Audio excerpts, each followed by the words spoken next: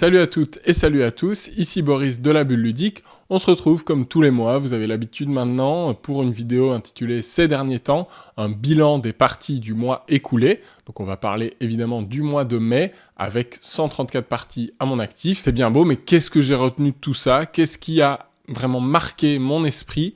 On va le découvrir ensemble avec un développement de Citastato, de Astra, de Pathogène et de London, et puis un petit bilan un peu plus rapide en vrac des autres jeux qui m'ont marqué dernièrement. C'est parti!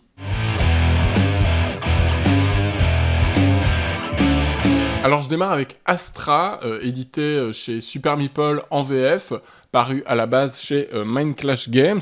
C'est un jeu dont personne ne parle, alors qu'il est super, je suis quand même vraiment étonné. Je pense que ça vient du fait qu'on le présente avant tout comme un jeu à cocher, parce que c'est vrai que c'est ce qu'il est. Dans Astra, vous allez avoir des constellations dépeintes sur des cartes au milieu de la table, et vous utilisez vos petits marqueurs pour cocher les cases et les compléter les constellations. Une fois qu'elles sont terminées, vous allez récupérer la carte. Mais en fait, dans le feeling, on est très très loin d'un Très Futé ou ce genre de titre. Pourquoi? Parce que Astra est extrêmement interactif. Il a énormément de tension et c'est un jeu où le tempo est au cœur de l'expérience. À votre tour, vous allez dépenser cette poussière d'étoiles, c'est la monnaie du jeu. Vous allez en dépenser autant que vous voulez pour cocher autant de cases que vous voulez sur les constellations au milieu.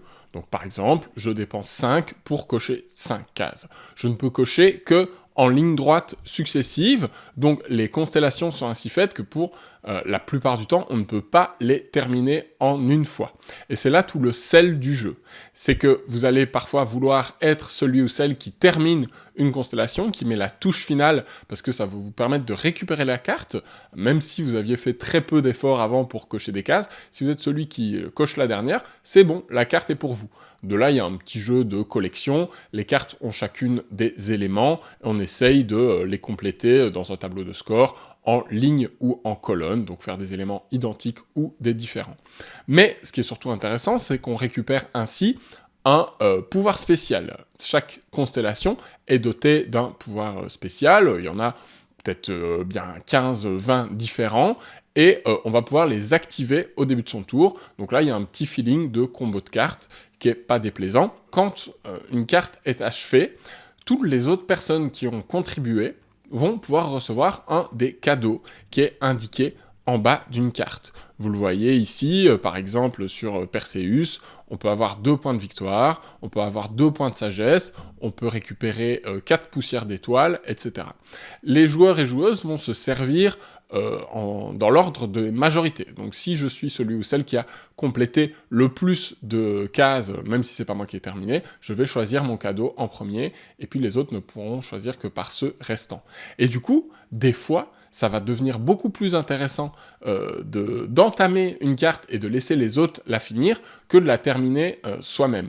Donc, en fonction de ce que nos adversaires vont vouloir, de comment on va vouloir les bloquer, de ce que nous, on va chercher à récupérer. Certaines cartes, on va clairement les commencer en se disant « celle-là, je la terminerai plus tard, je veux que ce soit moi qui mette la touche finale », et d'autres, on va les squatter juste pour récupérer des bonus à l'arrivée. Une fois qu'on n'a plus de poussière d'étoiles, on doit faire des tours de tempo, des tours où on se repose pour remonter au niveau de sa bourse, qui est indiquée ici. Donc vous commencez avec 5 en bourse, ce qui fait que quand vous vous reposez, vous remontez à 5 étoiles, ni plus ni moins. Donc, dans le tempo, on essaye de dépenser toutes ces poussières d'étoiles avant de se reposer, et en même temps, on essaye aussi d'attendre le bon moment pour se reposer. Parce qu'au milieu, il y a cette roue des éléments. Vous voyez là, elle commence par exemple en air. Au moment où vous vous reposez, vous allez pouvoir redresser toutes vos cartes qui avaient été utilisées, qui correspondent à l'élément sur lequel est le jeton, et puis décaler ce jeton d'un cran suivant dans le sens des aiguilles d'une montre.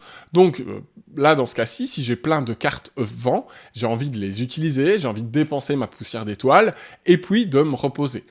Sauf que, évidemment, ça va pas se passer toujours comme ça. Vos adversaires vont vous surveiller, ils vont se reposer avant vous, quitte à ce que ça soit un petit peu moins optimisé pour vous bloquer vos réactivations de cartes. Ils vont pouvoir anticiper si votre réserve d'étoiles est vide, que vous allez vous reposer, et donc pouvoir planifier leur prochain coup par rapport à ça. Donc Astra, c'est vraiment très très malin c'est fluide, c'est profond, c'est intéressant, les combos de cartes fonctionnent très très bien, et on a envie de se positionner, on a envie de récupérer ces grandes étoiles, donc celles qui brillent, pour acquérir de la sagesse sans laquelle on ne peut pas on ne peut pas conserver suffisamment de constellations devant soi. Donc il y a énormément de paramètres à prendre en compte. Il y a beaucoup de cartes différentes, même si certains pouvoirs se répètent un peu, il y a une variété qui est assez large pour qu'on soit surpris constamment, que notre intérêt soit relancé à chaque fois qu'une carte débarque dans la rivière centrale, dans le cercle central. Donc Astra, pour moi, c'est vraiment du tout bon si vous aimez les jeux de tempo, les jeux interactifs où il faut surveiller ce que font les adversaires et calculer en fonction ses coups. Ça tient en 45 minutes à 1 heure maximum à 3 joueurs. Moi, c'est la configuration que je préfère, même si on peut y jouer jusque 5. Le matériel est joli, la thématique fonctionne à merveille. Pour moi, c'est du tout bon. Je recommande vraiment chaudement ce jeu. J'enchaîne avec un jeu un petit peu plus ancien, Londres, donc la version originale date de 2010. Ici, c'est la seconde édition d'Osprey Games qui remonte à 2017. C'est publié en VF par Ori Games, et donc c'est un jeu assez original de cartes, de tableaux de cartes, dans lequel il va falloir gérer l'afflux de pauvreté, bien gérer son budget, pour ne pas se retrouver en banqueroute à la fin de la partie, tout simplement. Dans Londres, toute l'expérience du jeu fonctionne autour de la rivière de cartes. Elle est centrale, et ce qui est intéressant, c'est que ce sont les joueurs et joueuses qui vont la former. Quand vous allez piocher des cartes, vous allez pouvoir les récupérer dans ce plateau au centre de la table, et quand vous allez défausser des cartes, vous allez également les poser dans ce plateau. Donc toute carte que vous lâchez va potentiellement pouvoir être récupérée par vos adversaires. C'est un aspect que je trouve très intéressant, qui oblige à rendre interactif un genre de jeu qui, à la base, l'est beaucoup moins. On joue beaucoup dans son coin. Pensez à Res Arcana, ce genre de jeu-là. Bon, il y a une forme d'interaction quand on joue à un haut niveau, mais au départ, on est plutôt à réfléchir à ses propres combos, à sa propre mécanique. Ici, on est forcé de faire attention à ce qu'on va laisser aux autres, et donc de regarder un petit peu leur jeu. C'est une des premières originalités. Londres, c'est un jeu très très simple, un peu de construction de moteur, de tableau building, comme on dit, comme Earth récemment par exemple, sauf que ici, ce tableau, il va être beaucoup plus ramassé, et surtout, il va être en permanence éphémère. Pourquoi ? Parce que dans Londres, vous allez former un certain nombre de piles de cartes devant vous. Vous pouvez en faire autant que vous voulez, techniquement, mais c'est très dangereux, parce que plus vous en formez, plus, lorsque vous activez vos effets de cartes, vous allez recevoir de la pauvreté. Et cette pauvreté, elle va être au cœur de l'expérience du jeu, un peu à la Stefan Feld, où le jeu vous met des bâtons dans les roues et vous force à survivre à toutes les embûches qui parsèment le chemin. Bah là, c'est pareil. Cette pauvreté, elle va arriver constamment, et tout le sel du jeu, c'est de parvenir soit à s'en débarrasser un maximum, et là, il n'y a pas de lézard, soit à en accumuler plein en se disant « c'est pas grave, je fais suffisamment de points de victoire pour compenser les malus que vont me faire cette pauvreté en fin de partie ». Sachant que ce qui est très intéressant, c'est que à la fin, le joueur qui a le moins de pauvreté va se débarrasser de l'entièreté de cette pauvreté, et tous les autres vont faire de même. Donc, si celui qui a le moins de pauvreté, il a seulement une unité, et que vous avez 22, autant dire que vous êtes mal. Par contre, si tout le monde s'échelonne à peu près au même stade, si on est tous autour de 10-12 et qu'il y a très peu de différence entre nous, bah là, tout va bien dans le meilleur des mondes. Donc, thématiquement, c'est assez amusant, c'est politiquement un peu acerbe comme ça, et mécaniquement, bah encore une fois, ça force de surveiller les adversaires, de s'adapter au chemin qu'ils prennent, et d'éviter d'être le seul à partir dans une pauvreté considérable. Quand vous déclenchez une activation, la plupart de vos cartes vont avoir un symbole, comme le Shops ici en bas à droite, qui vous dit que vous retournez la carte après activation. Ce qui signifie que, contrairement à tous ces jeux comme Earth, comme Race for the Galaxy, où quand on pose une carte, on va bénéficier de son effet jusqu'à la fin de la partie, et notre moteur va être de plus en plus performant, Ici, c'est du one-shot la plupart du temps. Du coup, ça force à planifier sa stratégie un peu plus sur le court terme, donc à faire quelques choix tactiques qui s'inscrivent en même temps dans nos perspectives stratégiques pour pouvoir constamment rebondir et que le moteur ne s'enraye jamais. Et puis, au fur et à mesure de la partie, de manière classique, les cartes sont de plus en plus chères, A, B, C, mais surtout, dans les cartes C, vous allez avoir très peu de moyens de faire de l'argent. Donc il va falloir anticiper ça et il va falloir conserver une bonne santé économique jusqu'au bout de la partie, sinon vous allez vous retrouver bloqué. Et dans Londres, quand on est bloqué, ça peut très très mal se passer. Moi, à ma dernière partie, qui était pourtant la deuxième, qui était pourtant pas une partie découverte, j'ai scoré 0 points. Beaucoup trop de pauvreté, ça pique. Donc Londres, c'est un jeu très tendu au niveau de l'argent, où vous allez avoir une sensation de construction de moteur, mais où vous devez constamment réinjecter de l'huile dans ce moteur pour qu'il continue de bien tourner, et pas vous reposer sur vos acquis du début de partie. On peut prendre des prêts pour s'endetter et puis se dire qu'on va les rembourser, mais là encore, ça peut mal se passer. On peut acquérir des districts qui vont nous donner des capacités spéciales. On est forcé aussi, à chaque fois qu'on pose une carte d'une couleur, à défausser une carte de la même couleur pour pouvoir la poser. Donc on donne potentiellement des opportunités, des ouvertures à nos adversaires. On doit bien choisir entre pousser sa chance et piocher des cartes au pif dans la pioche commune ou les récupérer sur le plateau, et là on sait ce qu'on ramasse. Il y a plein d'éléments très intéressants, et c'est court, ça se joue en 1 heure. La partie se termine à la fin de la pioche de cartes, donc là aussi on peut choisir d'accélérer ou non en fonction de comment on se sent. Ça tourne comme une horloge, les actions sont très fluides, et en même temps on est en train de se casser la tête intérieurement, à la fois pour ne pas laisser trop de cadeaux aux adversaires, se mettre à l'échelle de la pauvreté qu'ils ramassent, et puis surtout parvenir à vider notre main, à tenir jusqu'à la prochaine activation qui va nous ramener un flux monétaire. C'est des sensations qu'on retrouve aussi dans Grand Austria Hotel, dans ce genre de jeu où l'argent est très tendu. Moi, ça me plaît beaucoup. Si c'est votre cas aussi, je vous conseille très fortement Londres, si vous n'aviez pas encore eu l'occasion de vous pencher dessus. Je pense que pour certains, c'est un classique, mais il existe forcément des gens qui n'y ont pas encore joué. Moi, je l'ai découvert sur le tard, et c'est une grosse claque. J'enchaîne maintenant sur Pathogène, un petit jeu abstrait sur la thématique de la peste, des anges, des démons, tout ça.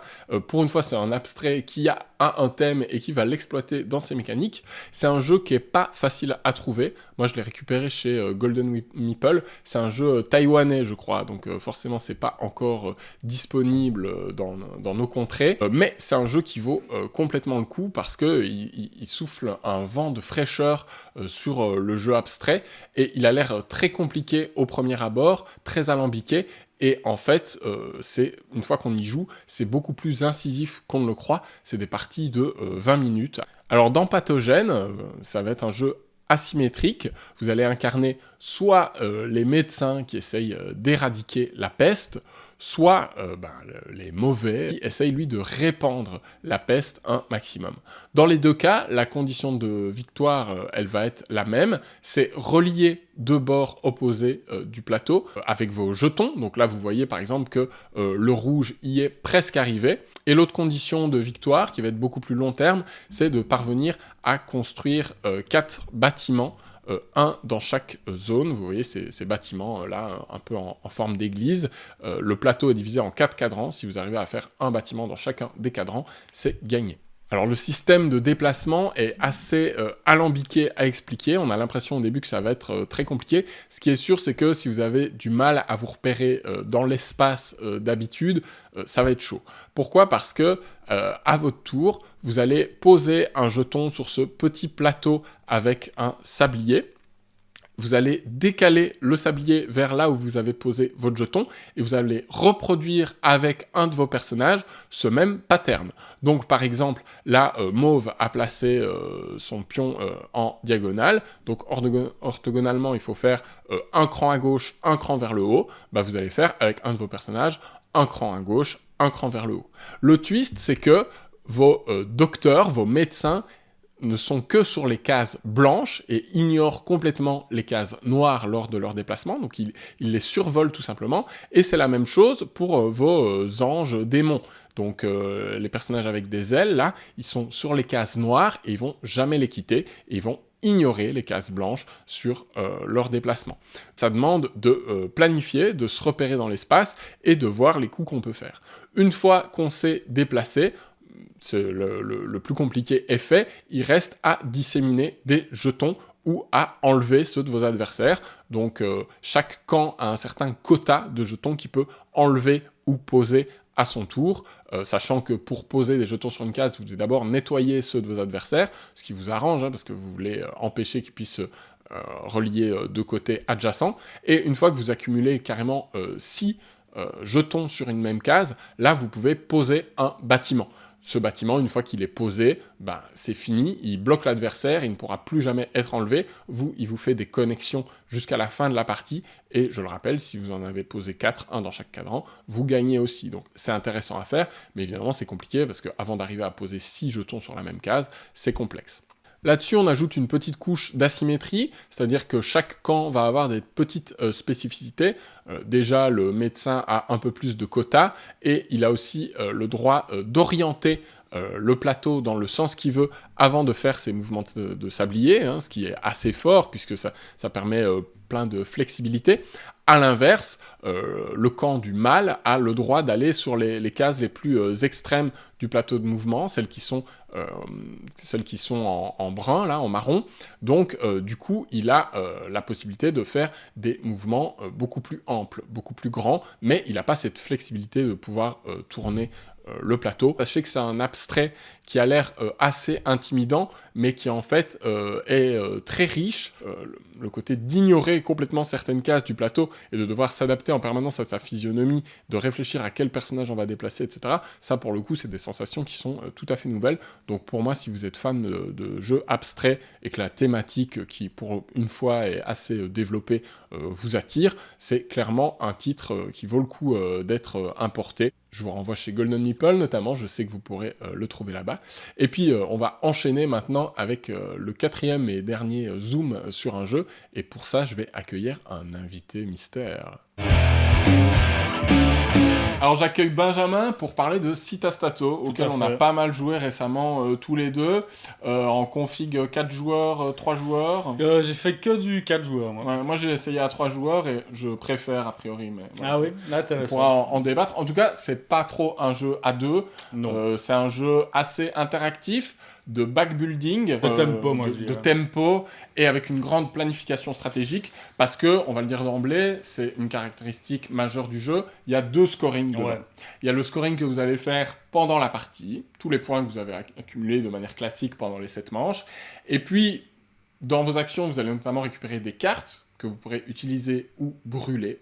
Les cartes que vous avez utilisées, vous les gardez sur le côté de votre plateau, et à la fin du jeu, il y a 7 couleurs dans le jeu, vous allez pouvoir réutiliser une carte de chacune des 7 couleurs, dans un ordre bien précis, et vous allez pouvoir l'utiliser à nouveau, ou la brûler, alors que vous l'aviez utilisée précédemment. Donc il y a plein de choix, rien que là-dessus, à faire, et en utilisant ou brûlant ces cartes en fin de partie, ça va vous faire grimper votre second scoring, et vous aurez le plus mauvais de ces 2 scorings, sauf si vous avez réussi votre objectif de fin de partie, et que vous avez assez de couronnes pour rattraper l'écart entre vos 2 scores. Et là, et seulement dans ce cas-là... C'est compliqué, hein. C'est très compliqué, il faut s'accrocher. Là, et seulement dans ce cas-là, vous pourrez garder votre meilleur des 2 scores. Donc, il va falloir énormément compter pendant la partie sur la façon dont on va développer le scoring de la fin, et bien l'anticiper. D'ailleurs, c'est assez rare pour être signalé, il y a certains points de victoire dans le jeu qu'on peut décider de ne pas gagner. Ouais.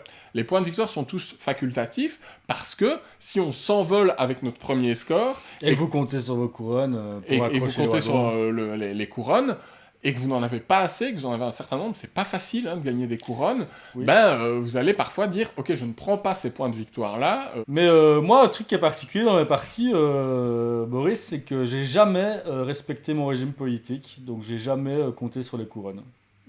C'est ça, donc en début de partie, vous recevez un régime politique, il y a un petit cube sur votre plateau personnel qui doit être soit à l'extrême gauche, soit à l'extrême droite, soit au centre, en fonction non pas de vos convictions idéologiques, mais de ce que le jeu vous a imposé. Sachant que cette carte, on peut aussi la switcher pendant la partie, mais c'est aléatoire parce qu'on va récupérer une des 3 cartes sur le côté du plateau. Si tu chopes la mauvaise, tant pis pour toi. En fait, c'est un jeu qui gagne vraiment à avoir été joué. Enfin, moi, je l'aborde pas du tout de la même... Beaucoup de jeux sont comme ça, évidemment, mais celui-ci spécifiquement, je trouve, c'est pas un jeu que tu vas aborder de la même manière à ta première partie, à ta deuxième, à ta troisième, à ta quatrième. Ouais, tu peux complètement te foirer sur ta première partie. Il y a vraiment une courbe d'apprentissage et surtout de connaissance du jeu qui est vraiment fondamentale parce que c'est un jeu qui est vraiment de planification si tu veux bien optimiser ton scoring et c'est vraiment le genre de jeu où tu vas attendre ta carte, quoi.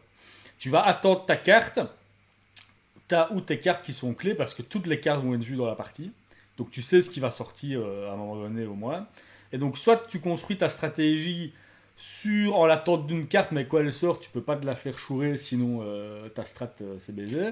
Ou tu fais l'inverse, tu vas construire une strat sur les cartes que tu arrives à avoir.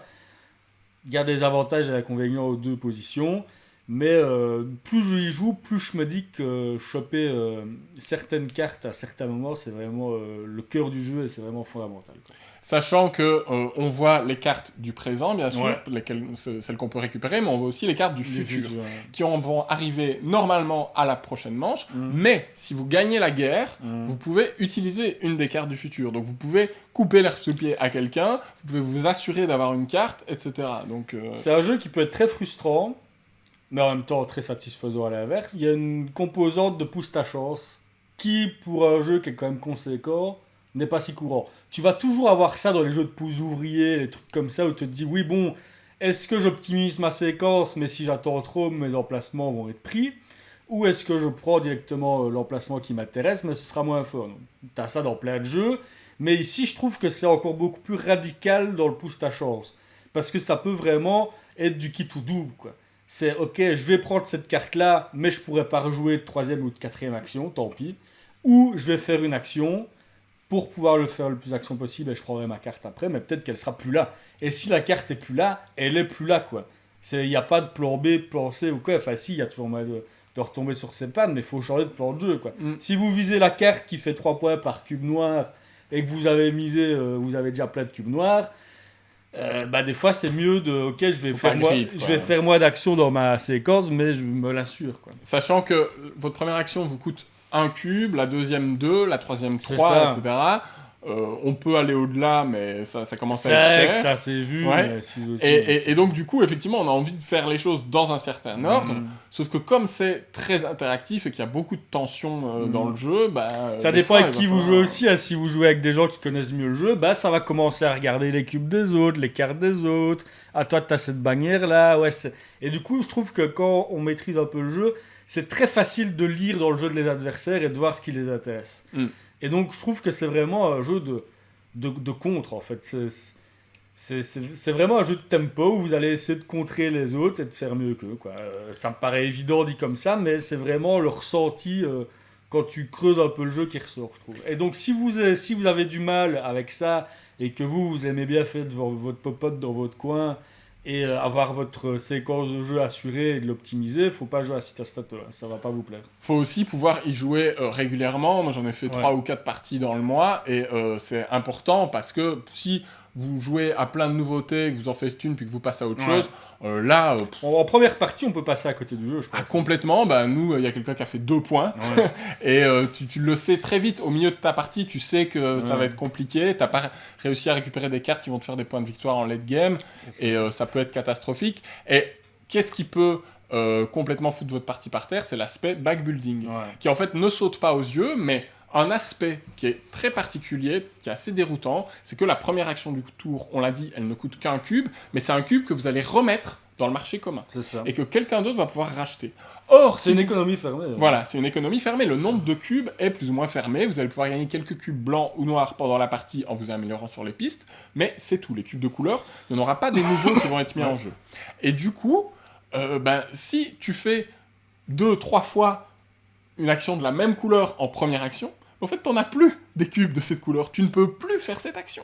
Ah, ou avoir avec un cube blanc ou noir. Mais Ouais, bon, qui peuvent être joker, mais ça peut être très compliqué. Ouais. Tu peux complètement t'enfermer si t'as pas amélioré, par exemple, l'achat de cubes et que tu ne sais plus le récupérer. Donc, l'aspect backbuilding, il est plus dans les cubes que tu ne vas pas abandonner plutôt que dans les cubes que tu vas acheter. Ouais, Ou en tout cas, comment est-ce qu'en abandonnant un cube, tu vas te permettre d'en récupérer d'autres plus tard et comment est-ce que tu vas relancer ton moteur. De la même manière, vu que c'est une économie fermée avec un nombre déterminé de cubes de chaque couleur, s'il y a un adversaire qui a la carte qui score les cubes mauves, bah, on va éviter dans première action jouer un cube mauve parce que ça remet un cube mauve disponible dans le marché. Voilà, c'est plein de petits détails comme ça à prendre en compte, à prendre en considération quand vous allez élaborer votre séquence de jeu. Donc c'est un jeu beaucoup plus profond qu'il n'y paraît, je pense. À voir sur, au-delà des 10 parties, si c'est pas trop répétitif, s'il n'y a pas des séquences de jeu et des cartes à aller choper qui sont vraiment plus fortes que d'autres. On se pose la question. C'est aussi un jeu qui a pas mal d'actions contre-intuitives ou contre-performantes, c'est-à-dire que vous n'avez pas forcément envie de cramer une carte parce qu'il y a mieux à faire, mais en fait c'est ce qu'il faut faire. Sur le long terme, c'est ça qu'il faut faire. C'est ce qu'il faut faire, il faut préparer ces cramages de cartes pour qu'en late game ou pour le scoring de fin de partie ce soit vraiment puissant, notamment les 9 poids des cartes rouges, etc. Mais voilà, il ne faut pas s'éparpiller, il ne faut pas se dire oh, je vais améliorer mes 4 pistes à fond, etc. Donc, je pense que ça c'est une erreur.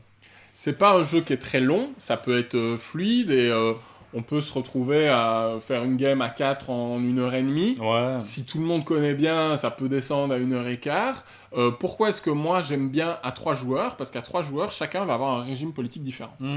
Et donc, il n'y en aura qu'un seul, a priori, enfin, pas nécessairement, puisqu'on peut faire des mouvements de cubes individuels, mais la plupart des mouvements de cubes que vous allez réaliser sur votre plateau vont aussi être imposés aux autres joueurs. Il y a une interaction à ce niveau-là aussi. Et donc, à 4 joueurs, si ton objectif c'est d'être au centre, il y en a 2 qui l'ont, et ces 2-là vont... Le cube démarre au centre, donc ils vont potentiellement être un petit peu avantagés par rapport aux autres. Ou alors, un seul joueur va arriver et va emmener tout le monde de son côté du plateau et va mettre tous les autres dans la sauce. Donc voilà. Après, je pense que c'est surtout vrai quand tu découvres, parce que comme tu l'as dit, toi, tu as pu gagner des parties sans faire ton objectif et c'est pas du tout obligatoire de le faire. En fait, si vous faites beaucoup de poids pendant la partie et que vous arrivez à mettre assez peu de cartes sur le côté, il va falloir essayer de miser sur les couronnes. Ça paraît évident. Mais moi, les parties que j'ai faites, j'avais vraiment une carte dans chaque couleur qui scorait. J'avais le combo qui me permettait de récupérer tous mes cubes mauves. Ça me faisait un point par cube mauve.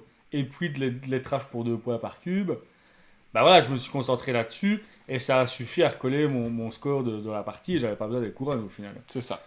Et donc je pense que ça, c'est un choix aussi à faire en fin d'early, début du mid-game. C'est ok, est-ce que je pars vraiment full quart de fin de partie pour faire le plus de points en fin de partie possible, ou est-ce que je vais essayer de choper les couronnes ? Parce que c'est compliqué d'avoir les deux au final.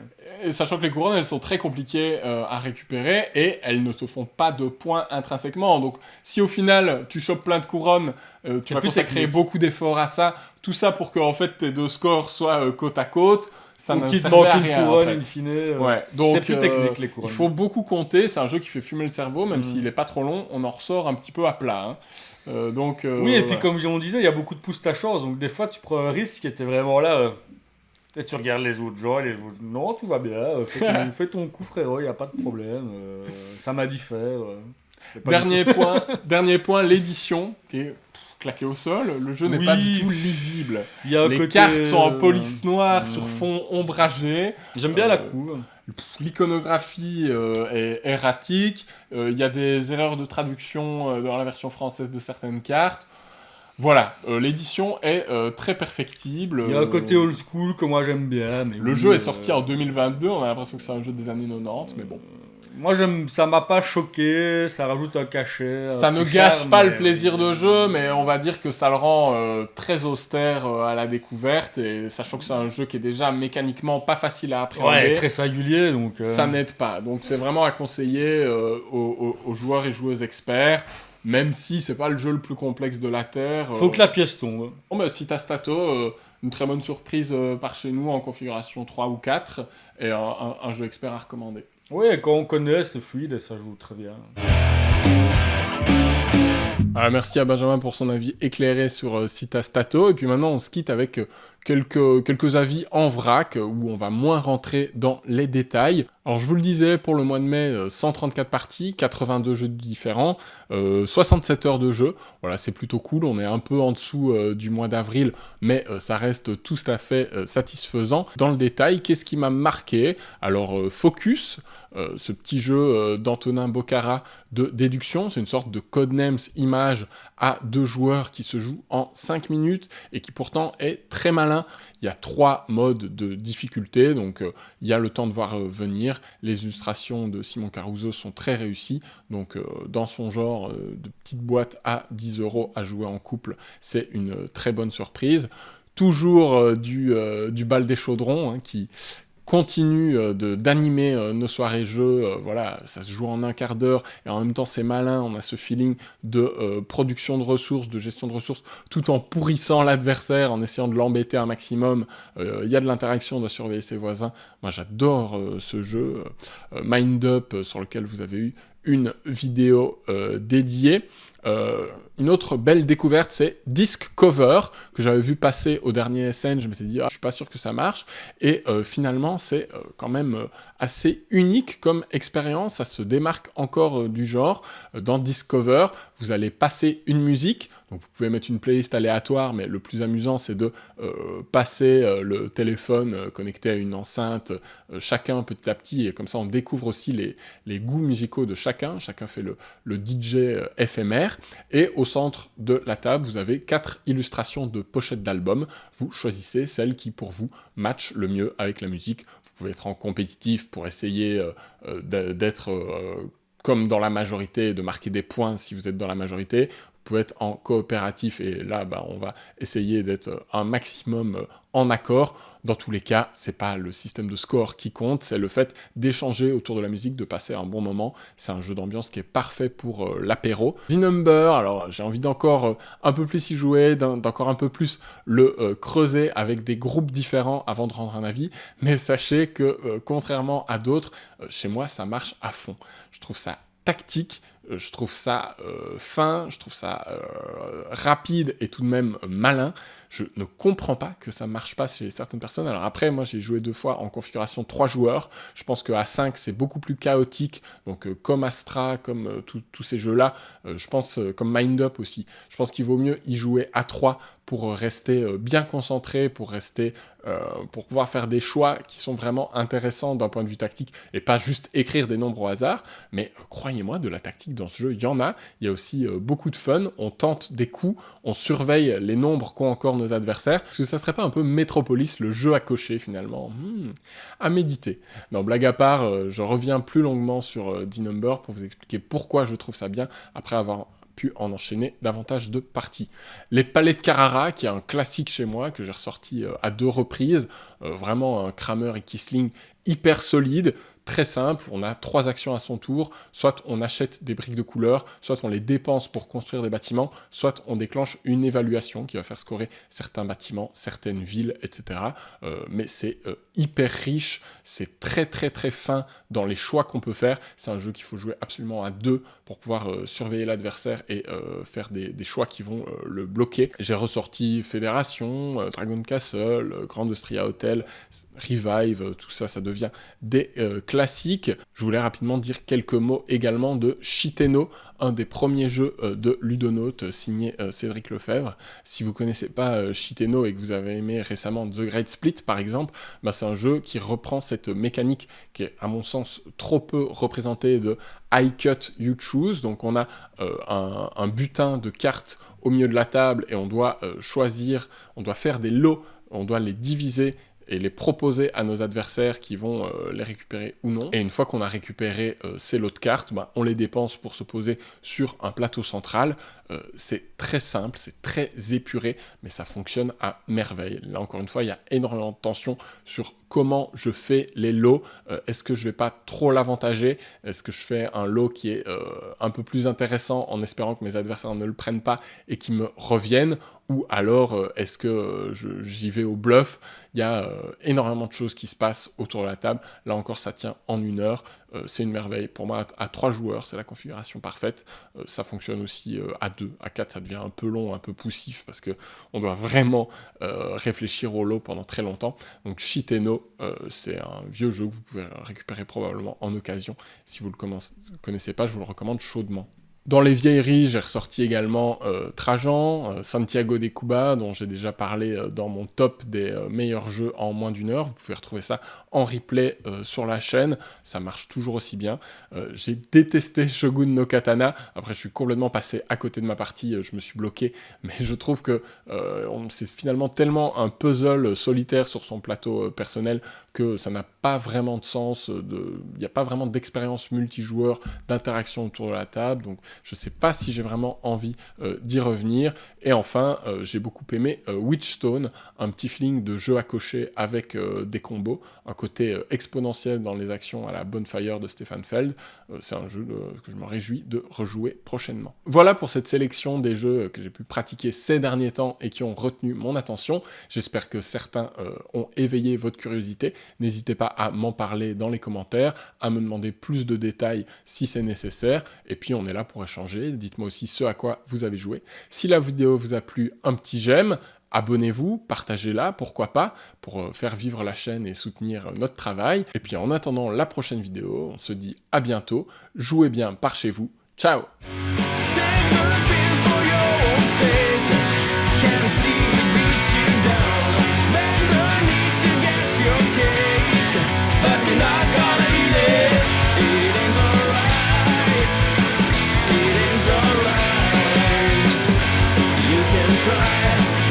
Try